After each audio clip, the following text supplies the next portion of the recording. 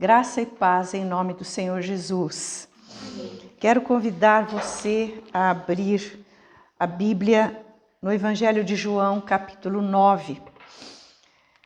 Este é um dos textos que, como igreja, nós estamos lendo e lemos hoje esse texto. Os 41 versículos deste maravilhoso capítulo 9 do Evangelho de João. O tema desta meditação é as obras de Deus se manifestando. E este tema eu vejo aqui no versículo 3 deste texto. Antes de lermos, vamos orar e pedir a bênção de Deus sobre as nossas vidas, para que esta palavra encontre um lugar muito especial no nosso coração. Senhor, obrigada pela tua palavra. Ela é viva e é eficaz e é poderosa, permanece para sempre e jamais a tua palavra volta vazia. Nós queremos reparti-la neste momento, em nome de Jesus, e dependendo da unção e da direção e do ensino do Espírito Santo que inspirou esta palavra, pedindo a Deus que ela produza o fruto que está no teu coração, para que seja produzido com esta porção. Muito obrigada, Pai, em nome de Jesus. Amém. Então o tema, as obras de Deus se manifestando. E nós vamos ler os primeiros 5 versículos deste capítulo 9 de João. Diz assim: caminhando Jesus, viu um homem cego de nascença. E os seus discípulos perguntaram: Mestre, quem pecou, este ou seus pais, para que nascesse cego? Respondeu Jesus: nem ele pecou, nem seus pais, mas foi para que se manifestem nele as obras de Deus. É necessário que façamos as obras daquele que me enviou enquanto é dia. A noite vem, quando ninguém pode trabalhar. E enquanto estou no mundo, sou a luz do mundo. Então, primeiramente, estes 5 versículos, depois, à medida que formos meditando, vamos lendo mais trechos deste capítulo. Aqui é a narração de um milagre. Você já pode esperar que virá um milagre, porque Jesus viu um homem cego de nascença. Ele não vai apenas ver e deixar passar. Jesus vai operar um milagre. Muitos conhecem esta história muito bem, o desenrolar dela em todo este capítulo. É tão fascinante essa história que a gente nem vê que é um capítulo relativamente longo. A gente vai lendo e entrando nessa história maravilhosa que aconteceu nos dias do ministério terreno do Senhor Jesus. Então aqui nós vemos um milagre, e milagre não se explica. Como explicar milagres? Eles vão além da capacidade humana, que é muito finita, para serem compreendidos. Ninguém explica um milagre, mas ele existe. Nesta semana, nós estávamos conversando aqui, ali na cozinha, enquanto trabalhávamos ali, sobre milagres. E ouvimos a narrativa de milagres que têm acontecido hoje, nestes dias. Milagres do Senhor Jesus, que é o mesmo ontem, hoje e o será para sempre. E nós chegamos à conclusão que todos sabem que não dá para explicar. A gente acredita, a gente crê, a gente espera, não para crermos no Senhor Jesus, mas porque cremos no Senhor Jesus, sabemos que Ele opera milagres.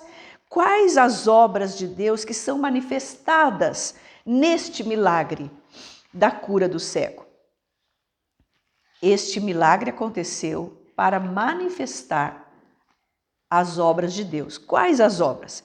Então, em primeiro lugar, nós vamos ver aqui que nestes versículos que foram lidos, Jesus vê, Jesus esclarece e Jesus faz uma declaração. Jesus declara. Jesus vê, Jesus esclarece, Jesus declara. Nestes versículos. Interessante que Jesus viu o homem cego de nascença. O homem era cego. Obviamente que ele não viu Jesus, mas Jesus o viu.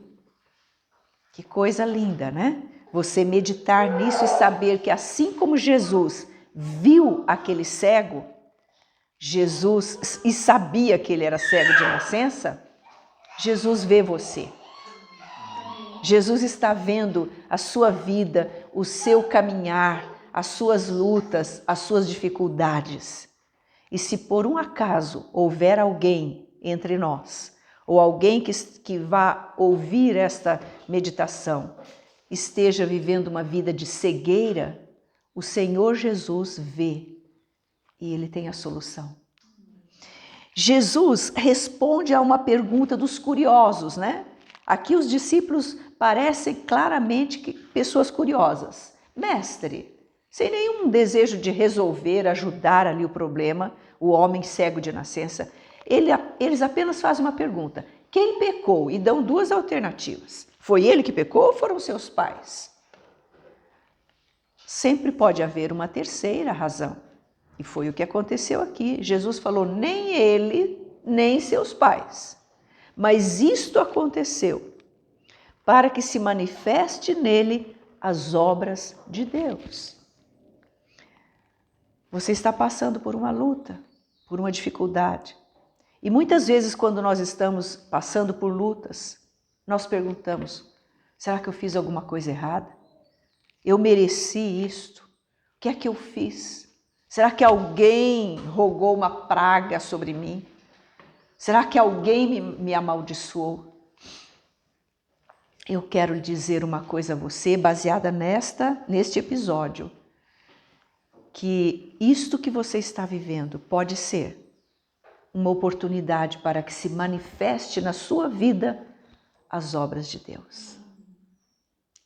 Uma razão muito mais sublime, muito mais acima do que ficar cogitando de quem é a culpa. Ah, se tivesse acontecido isso. Ah, se tivesse acontecido tal coisa. Mas não aconteceu. O fato está ali, você está vivendo este fato. Por quê? Pode ser, estando nas mãos de Deus, com certeza vai redundar em manifestação das obras de Deus, da glória de Deus, do poder de Deus. E Jesus declara aqui, enquanto eu estou no mundo, eu sou a luz do mundo. Olha que palavra, pense um pouquinho comigo nisso. No capítulo anterior, no capítulo 8, verso 12, Jesus disse, eu sou a luz do mundo. Fomos ministrados recentemente sobre isso. E aqui Jesus diz, enquanto eu estou no mundo, eu sou a luz do mundo. O que está implícito nesta palavra, nessa declaração? Haverá um momento em que eu não vou estar no mundo. Quem vai ser a luz do mundo? Esta resposta já está respondida. No Evangelho de Mateus, capítulo 5, verso 14, está escrito assim, Jesus falando, vós sois a luz do mundo. Jesus não está fisicamente presente neste mundo. Na sua divindade, na sua onipresença, sim, ele está aqui, aí onde está você, ele está em toda parte, ele é onipresente. Porém, fisicamente, ele já não está aqui conosco, como estava nestes dias em que fez estas coisas. Então, naquele dia, ele disse, enquanto eu estou no mundo, eu sou a luz do mundo. E noutra parte, vós sois a luz do mundo. Então, agora, nós que cremos no Senhor Jesus, Igreja do Senhor Jesus, temos que ser a luz deste mundo caótico, mergulhado em trevas, muito espessas. O que mais nós vemos aqui? Quais as obras de Deus que são manifestadas neste milagre? Então, em primeiro lugar, vimos que Jesus vê, Jesus responde à pergunta dos discípulos e Jesus esclarece também que é necessário fazer as obras do Senhor enquanto é dia. Porque a noite virá quando ninguém pode fazer nada. Então, enquanto você está vivo, enquanto eu estou viva, A nossa ocupação, a nossa prioridade é fazer as obras do Senhor, porque virá um tempo em que não será possível mais. Em segundo lugar, nós vemos Jesus operando o milagre propriamente dito. Olhe comigo os versículos 6 e 7 do capítulo 9 de João. Dito isso, cuspiu na terra e, tendo feito lodo com a saliva, aplicou-lhe aos olhos do cego, dizendo-lhe: vai, lava-te no tanque de Siloé, que quer dizer enviado. Ele foi, lavou-se e voltou vendo. Simples, não é? 2 versículos, neste vasto capítulo de 41 versículos, o âmago da história, em 2 versículos. Dito isto, respondida a pergunta dos discípulos, tendo visto o homem cego de nascença, declarado que ele estava ali para fazer as obras de Deus, para manifestar as obras de Deus, enquanto ele estava no mundo, era a luz do mundo. Dito essas coisas, Jesus foi para a ação.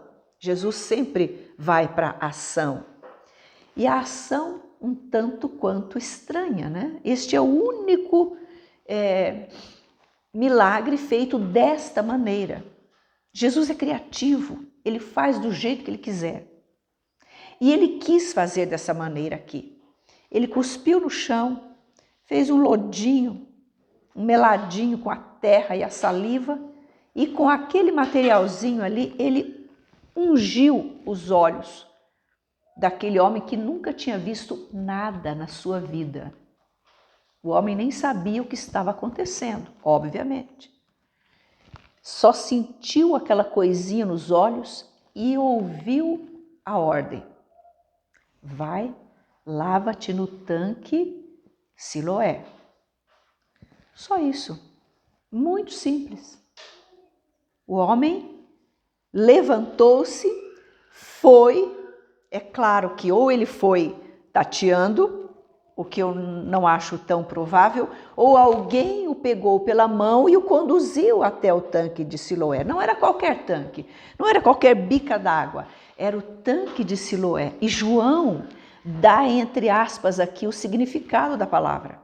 Siloé quer dizer enviado, com E maiúsculo.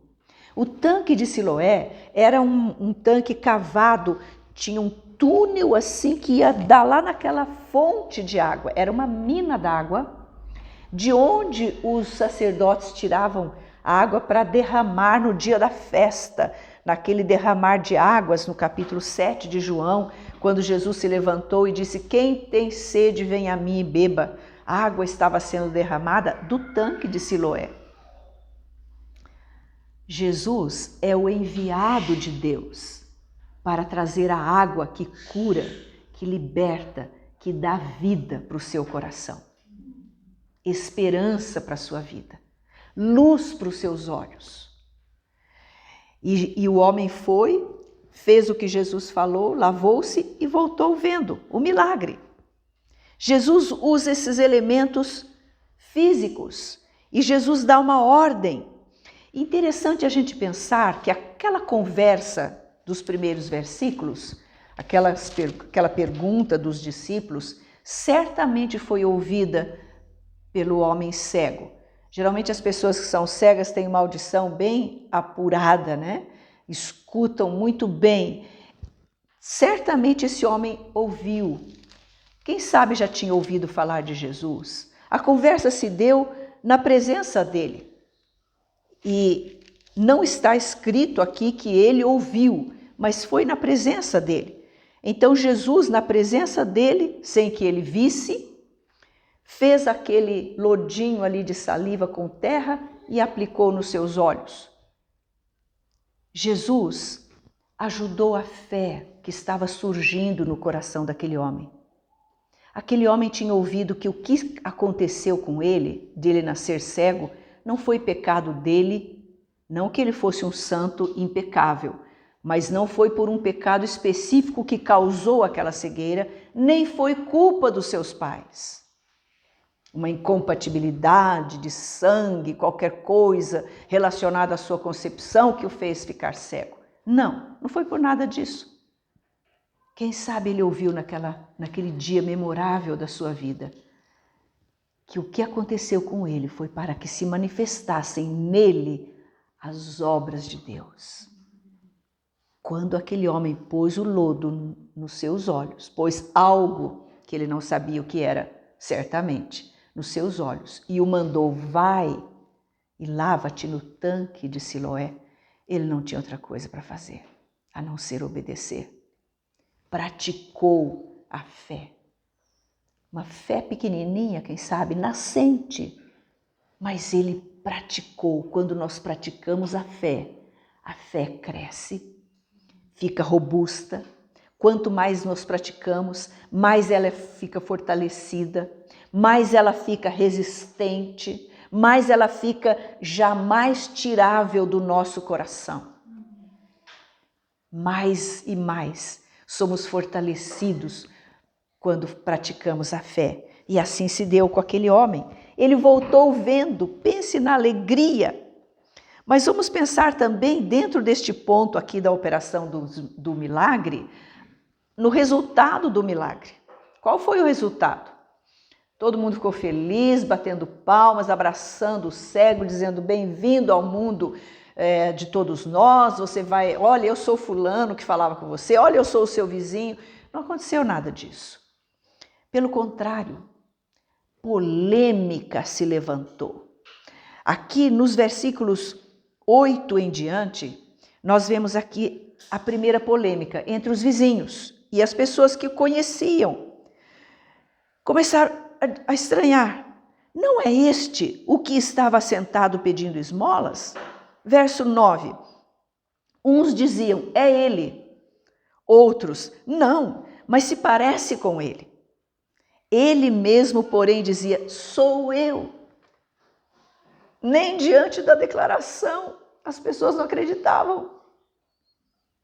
Não satisfazia a sua curiosidade, como é que este é aquele que sempre nós vimos ali esmolando, cego, nós conhecemos, ele nasceu cego. É este? Não, não é este não, é alguém que se parece muito com ele. Veste as mesmas roupas, o mesmo calçado, o mesmo cabelo, o mesmo turbante na cabeça, tudo igual, mas não é ele. Né? Tem pessoas que fazem assim, não, estou vendo, não, realmente era de um jeito essa pessoa, agora é de outro, mas eu não acredito. Alguns não acreditavam, outros acreditavam. Estabeleceu-se aquela polêmica, então eles perguntaram, se é você mesmo, como te foram abertos os olhos? Versículo 10, aí ele responde no 11, o homem chamado Jesus fez lodo, agora ele sabia já que era lodo. Untou-me os olhos, talvez ele não soubesse como Jesus fez aquele lodo, mas ele chegou com lodo, passou nos meus olhos e disse-me, vai ao tanque de Siloé e lava-te. Então fui, lavei-me e estou vendo. Qual o problema? Qual a dúvida? Mas a dúvida continua. Eles perguntaram, onde está esse homem? Ele falou, não sei. E ele não sabia mesmo. Aí então os vizinhos pegaram esse homem e levaram para os fariseus. E aqui a polêmica entra no campo da religião. Sai da vizinhança, da vila onde ele morava e vai para o campo da religião. E ali os fariseus, membros daquela seita que levava toda a lei no tintim por tintim e como se não bastasse, faziam novos preceitos e criaram muitas, centenas de ordenanças mais que não estão na palavra de Deus. Então a história se repete, né? Você pode associar isto a fatos que nós temos vivido acontecendo no nosso país e no mundo. Então as pessoas criam leis, né? E esses eram especialistas em criação de preceitos e dogmas. E lá estava o homem que fora cego no meio dos poderosos, porém sem coração, né? Então esses homens perguntaram, o que aconteceu com você? Né? E ele contou Olha, os fariseus perguntaram para ele, né? Então ele respondeu: um homem aplicou lodo nos meus olhos, lavei-me e estou vendo. Aí eles falaram: esse homem não é de Deus. Não é de Deus, porque hoje é dia de sábado, foi hoje que aconteceu, não é de Deus. Aí perguntaram de novo para ele. Houve dissensão entre eles. Alguns fariseus disseram: não, mas tem que ser de Deus, porque foi uma coisa boa. Não, não é de Deus, porque hoje é sábado. Não pode fazer nada de bem no sábado. Aí de novo perguntaram: o que você diz a respeito desse homem? O que era cego, já mais fortalecido na sua fé, não só disse um homem chamado Jesus, mas respondeu assim: ele é profeta. Ele é profeta. Aí eles não acreditaram que o moço nasceu cego. Não acreditaram, mandaram chamar os pais. A polêmica vai engrossando cada vez mais. Chama os pais vieram. Eles perguntaram para os pais: esse é filho de vocês? É. Nasceu cego? Nasceu. E como ele está vendo agora? Os pais deram um passo para trás e responderam assim: sabemos que este é nosso filho e que nasceu cego, mas não sabemos como vê agora. Ou quem lhe abriu os olhos, também não sabemos. Perguntai a ele, idade tem, falará de si mesmo. Ou seja, tirar o corpo fora para não serem expulsos da sinagoga. Porque esses homens aqui eram os donos da sinagoga. A sinagoga, de fato, não era deles, mas existem muitos usurpadores por aí afora, né? Que assumem posições de mando. E esses homens aqui disseram, eles já tinham estabelecido: quem disser que Jesus é profeta, nós vamos expulsar da sinagoga. A sinagoga era deles. E aí então os pais, sabendo disso, deram um passo para trás e falaram que não sabiam. Era para perguntar de novo para o rapaz. Eles perguntaram novamente para aquele que fora cego. E daí eles fizeram o rapaz quase que tipo um juramento. Olha o que eles falaram. Então chamaram pela segunda vez o homem que fora cego e lhe disseram: dá glória a Deus. Eles estavam muito preocupados com a glória de Deus, né? Dá glória a Deus. Nós sabemos que esse homem é pecador. Sabiam que Jesus era pecador? Que sabedoria esses homens tinham, né? Ao inverso. Eles inverteram totalmente o fato. Eles eram pecadores. Jesus é santo. Eles, pecadores, estavam dizendo que Jesus, o santo, perfeito Filho de Deus, era pecador. Aí então eles falaram: nós sabemos que ele é pecador. Então, retrucou o que fora cego. Na hora ele deu uma resposta. Ele falou assim: olha, se é pecador eu não sei. Uma coisa eu sei.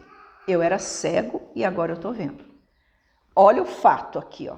Eu estou vendo vocês. Olha o fato aqui. Contra fato não há argumentos, né? Embora as pessoas pervertidas pervertem os fatos, tentam perverter os fatos. Mas há um que é a verdade, Jesus Cristo é a verdade. E ele virá para estabelecer o seu reino. O seu reino é reino de paz, de justiça. Justiça justa. E alegria no Espírito Santo. E ele virá. E está muito perto a sua vinda. Porque os sinais que ele disse que antecederiam a sua vinda estão todos acontecendo. Então esse homem faz essa declaração tremenda. Aí os fariseus mais brabos, cada vez mais brabos, perguntaram: o que ele fez com você que ele te abriu os olhos? Aí ele falou: olha, eu já disse uma vez. O que tinha sido cego falou: eu já falei para vocês. E vocês não acreditaram. Por que vocês querem ouvir de novo? Porventura quereis vós também tornar-vos seus discípulos? Meditando nesse texto, eu fiquei pensando: por que tem a palavra também aqui? Certamente no seu coração ele já tinha determinado: eu vou procurar esse homem, eu vou seguir esse homem, eu vou ser discípulo dele. Vocês estão querendo saber de novo por que eu fui curado, como que eu fui curado? Por quê? Vocês também querem ser seus discípulos? Aí eles subiram nas tamancas, como diz o ditado, né? Ficaram mais bravos ainda e perguntaram para ele: discípulo dele és tu, você que é discípulo dele, mas nós somos discípulos de Moisés. Nós sabemos que Deus falou a Moisés, mas este nem sabemos de onde é. Aí o rapaz deu uma resposta ainda mais profunda. Nisto é de admirar, estranhar que vocês não sabem de onde ele é. Contudo, ele me abriu os olhos. Sabemos que Deus não atende a pecadores, mas pelo contrário, se alguém teme a Deus e pratica a sua vontade, a este ele atende. Olha que conhecimento que esse homem já está tendo de Deus. Desde que há mundo, jamais se ouviu que alguém tenha aberto os olhos a um cego de nascença. Se este homem não fosse de Deus, nada poderia ter feito. Qual foi o resultado? Foi expulso da sinagoga. Não tem problema. Da sinagoga deles, dos fariseus, que nem eram os legítimos donos da sinagoga. Mas ele foi encontrado. Ele já estava encontrado. Vamos para o terceiro e último ponto da nossa meditação. Jesus encontra o que fora cego. Jesus vê, esclarece e declara. Jesus opera um milagre. Jesus encontra o que fora cego. Quer ver como foi esse encontro?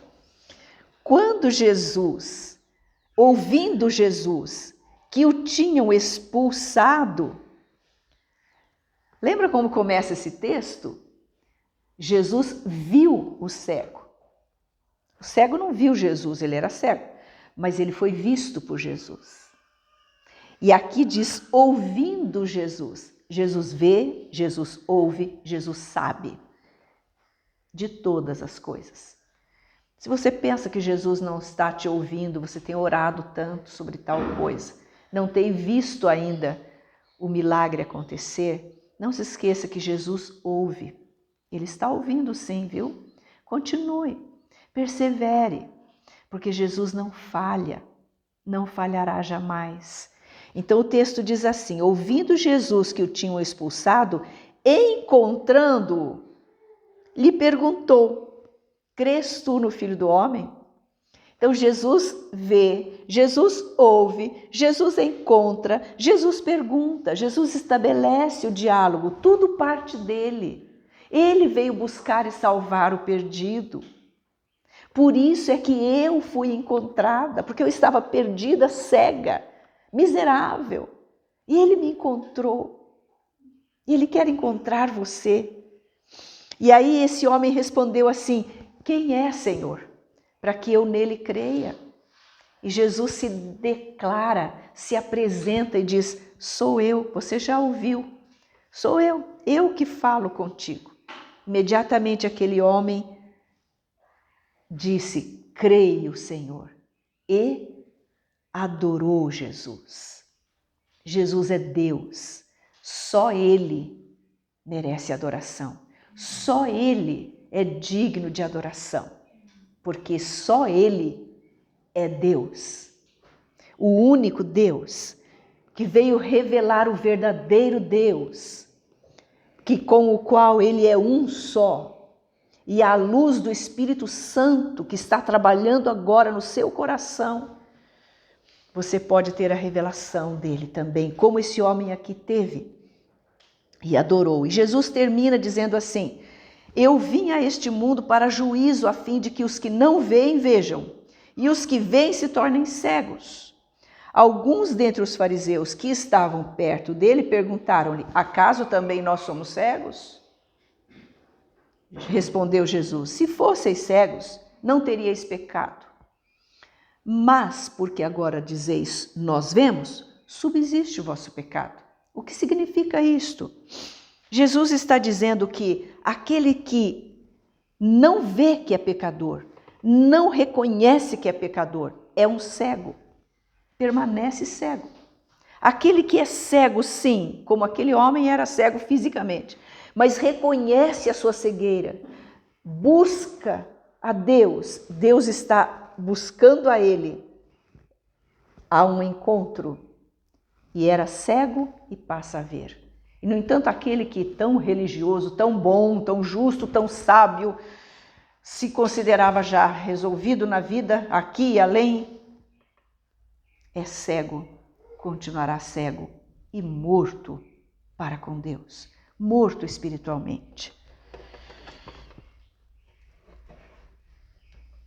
Se você pensa que Jesus não vê, ele vê. Se você pensa que Jesus não sabe, ele sabe. Ele sabia que aquele homem era cego de nascença. E por que nascera cego? Não por punição de Deus, por algum pecado, mas para que a glória de Deus, as obras de Deus se manifestassem nele. Se você pensa que Jesus não se importa, ele se importa. Porque ele ficou esperando, ouviu da expulsão daquele homem, foi encontrá-lo, revelou-se a ele. E esse homem estava salvo, curado, vendo, seguindo aquele que é a vida, que é a luz do mundo. Você gostaria que essa luz encontrasse você nesta hora?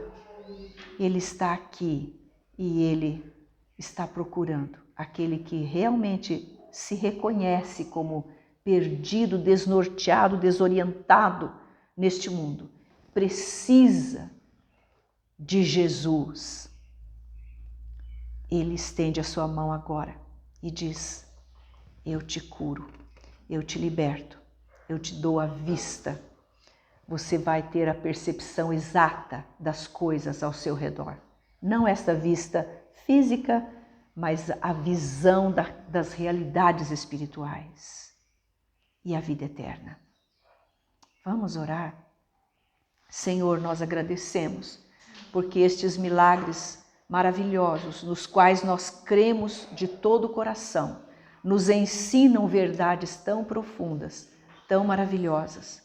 E eu peço em nome de Jesus que tu apropries ao coração de cada um estas palavras, Senhor. Que tu tornes a tua palavra como um fogo no coração, na mente, aquecendo, Pai, transformando, curando, restaurando a visão espiritual a todo aquele que tem estado perdido, sem rumo, sem norte, sem direção, desorientado. Senhor, que a tua boa e amorosa mão encontre neste momento essa vida e haja a restauração. Que possam muitos dizer a partir deste momento, numa atitude de fé, tal como aquela fé simples e pura daquele homem que nascera cego, dizer: eu era cego, agora vejo. Em nome de Jesus. Amém. Deus o abençoe grandemente, em nome de Jesus.